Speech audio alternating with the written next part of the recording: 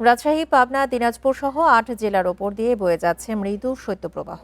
টানা ৪ দিন ধরে দেশের সর্বনিম্ন তাপমাত্রা রেকর্ড করা হয়েছে পঞ্চগড়ে। গতকালের চেয়ে ১ ডিগ্রি বেড়ে তেঁতুলিয়ায় আজ সর্বনিম্ন তাপমাত্রা ৮.৪ ডিগ্রি সেলসিয়াস।